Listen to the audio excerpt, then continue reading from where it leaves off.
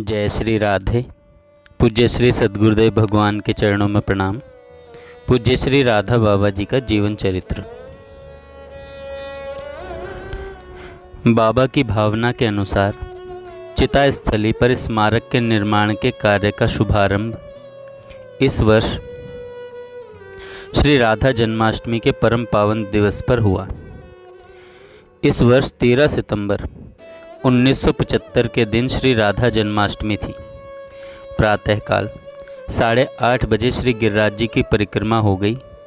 इसके बाद माँ बाबा के पास गईं और कहा, आज से स्मारक के बनने का काम शुरू होगा।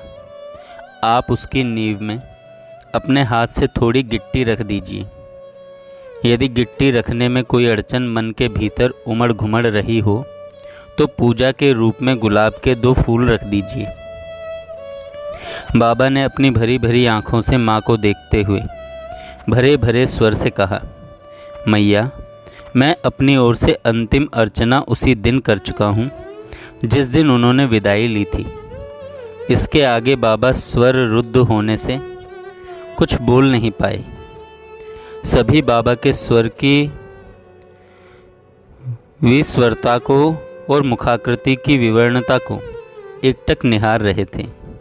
सो दशा देखत समय ते ही बिसरी सबही सुधी देह की, तुलसी सराहत सकल सादर सीव सहज स्नेह की।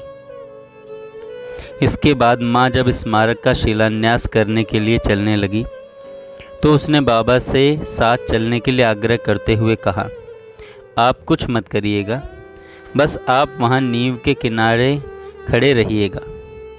माँ के आग्रह को स्वीकार करके बाबा साथ साथ चले आए। बड़ी भव्यता के साथ शिलान्यास का कार्य संपन्न हुआ। सर्वप्रथम पूज्या माँ ने गिट्टी डाली। इसके बाद अनेकों भाई बहनों ने अपने अपने हाथों से स्मारक की नींव में गिट्टी डाली। स्मारक के निर्माण में 1 वर्ष का समय लग गया। निर्माण का अंतिम अंश था स्मारक के ऊपर शिखर का लगाया जाना। शिखर का निर्माण संगमरमर के पत्थर से राजस्थान में हुआ।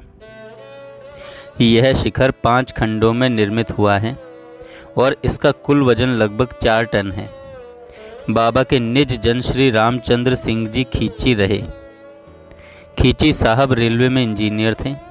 खींची साहब के प्रयास से रेलवे के पुल विभाग के कुशल और कर्मठ कर्मचारियों ने 5 खंडीय शिखर को चढ़ाने और ठीक से बैठाकर लगाने का कार्य किया। जिस समय अंतिम 5वां खंड चढ़ाया जा रहा था उसे देखकर बाबा की आंखें रह रह करके भर आती थी।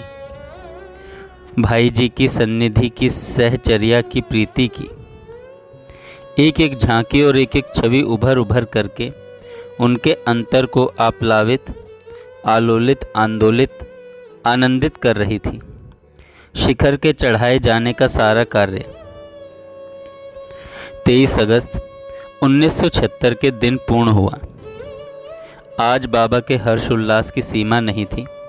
कार्य के पूर्ण होते ही बाबा भावोन्मादी हर्षोल्लास जन जन में कण कण में परिव्याप्त हो गया।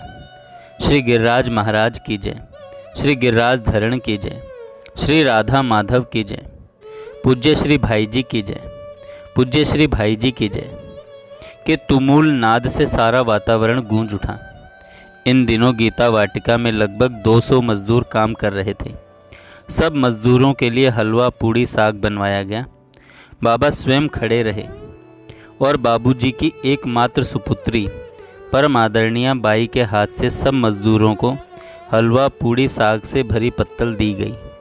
पत्तलों को परोस परोस करके सभी मजदूरों को एवं अन्य जनों को देने में लगभग 5 घंटे लग गए और बाबा 5 घंटे तक लगातार खड़े रहे। शिखर सहित सारे स्मारक की ऊंचाई 49 फीट है।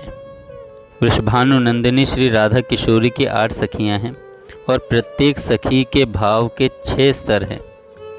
इसके अतिरिक्त एक सामान्य स्तर है। इस प्रकार कुल 49 इसी संख्या की प्रतीक है स्मारक की ऊंचाई। इसी स्मारक पर पंचदेवों के 5 प्रतीक भी प्रतिष्ठित हैं। भगवान श्री गणेश, भगवती शक्ति, श्री शक्ति, भगवान श्री शिव, भगवान श्री सूर्यदेव एवं भगवान श्री विष्णु, इन पंच देवताओं के पंच प्रतीक स्मारक के ऊपर पश्चिम की ओर अंकित किए गए। अपने प्रेमास्पद की चिता स्थली पर स्मारक के निर्माण कार्य को भली प्रकार से पूर्ण देखकर बाबा का अंतर कितना अधिक आनंदित हुआ, यह हमारे अनुमान से परे का स्तर है। और इसके बाद बाबा का जीवन था इस चिता के स्मारक को देखते रहना और प्रेमास्पद की मीठी याद में डूबे रहना।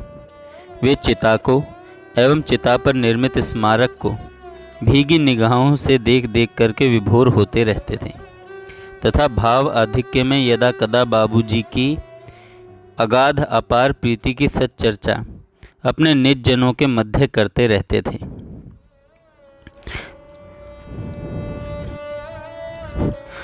तरुलताओं के प्रति आत्मभाव सृष्टि के संपूर्ण प्राणियों में ही नहीं अपितु तरुलता वल्लरियों के प्रति भी बाबा की अत्यधिक आत्मीयता थी।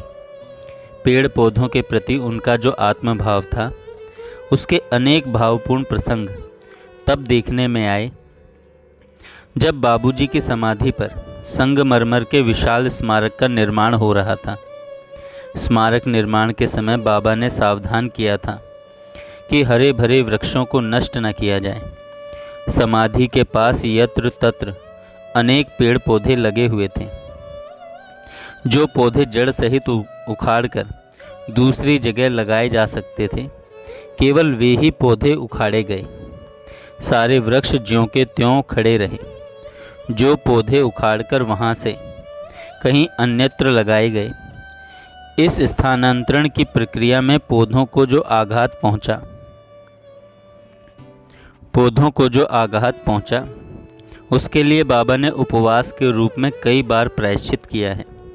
हरे वृक्ष की डाल काटना, भले उसकी प्रेरणा सुंदरीकरण योजना हो, यह बाबा को सहन नहीं था। बाबा के द्वारा सावधान किए जाने पर भी एक व्यक्ति ने एक वृक्ष की डाल कटवा दी। जब बाबा की दृष्टि में यह बात आई, तब उनका हृदय पीड़ा से भर गया। उस पीड़ा की गहरी रेखाएं उनके खिन्न चेहरे पर उतर आई थीं। वे बार बार कह रहे थे, पता नहीं क्यों मेरे निर्देश की उपेक्षा हो रही है। कार्य करने वाले लोगों को कैसे समझाऊं कि यहाँ की सभी लताओं और पौधों के साथ दिव्य केली की कुछ भावनाएं जुड़ी हुई हैं। बाबा ने इसके लिए कठोर प्रायश्चित इस रूप में किया कि वे निर्जल निराहार रहकर सूर्योदय से सूर्यास्त तक लगातार खड़े रहे। घायल की गति घायल जाने, ऐसा ही एक मार्मिक प्रसंग और है। भाई जी के महाप्रयाण के पश्चात बाबा पन्याले वृक्ष के नीचे उस कुटिया में रहने लगे थे, जो 3 ओर से खुली है। वे कुटिया में अपनी चौकी पर बैठे हुए थे। अचानक वे अपनी चौकी पर से उठे और आकाश की ओर शून्य में ध्यानपूर्वक देखते हुए कुछ सुनने के वे प्रयास भी कर रहे थे। वे देख भी रहे थे, कुछ सुन भी रहे थे और धीरे धीरे आगे भी बढ़ रहे थे।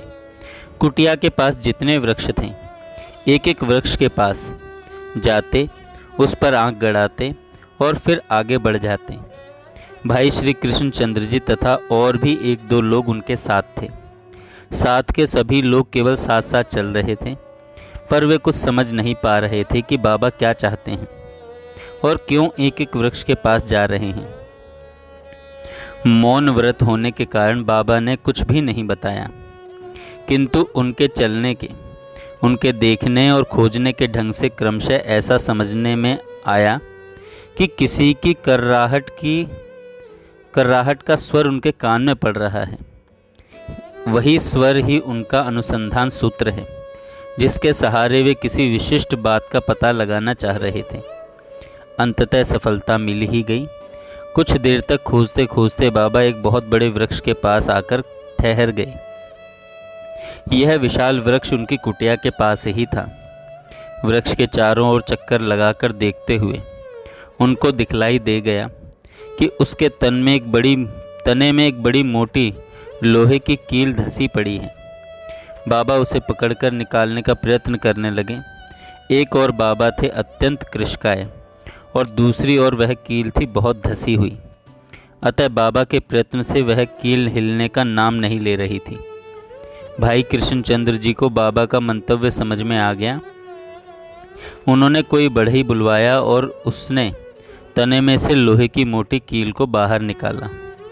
कील के धंसने से तने का वह भाग सड़कर काला हो गया था। बाबा ने उसे स्वयं साफ किया और उसे स्वच्छ जल से धोया। फिर उसमें गोबर भर दिया। यह गोबर ही उस घाव का मलहम था। ऐसा लग रहा था मानो वृक्ष के उस भाग का ऑपरेशन वह बैंडेज किया गया हो। यह सारी बात हो जाने के बाद लोगों के समझ में आ गया कि हम लोग वृक्ष की उस कर्राहट को सुन नहीं पा रहे थे जिसको बाबा ने अपनी चौकी पर बैठे बैठे सुन लिया था। चौकी से उठकर अचानक वे चल पड़े थे। संत जगत की सूक्ष्म बातें बड़ी विचित्र होती हैं, जो स्थूल स्तर पर स्थित साधारण मानव के लिए सहज बोधगम्य नहीं हो पाती।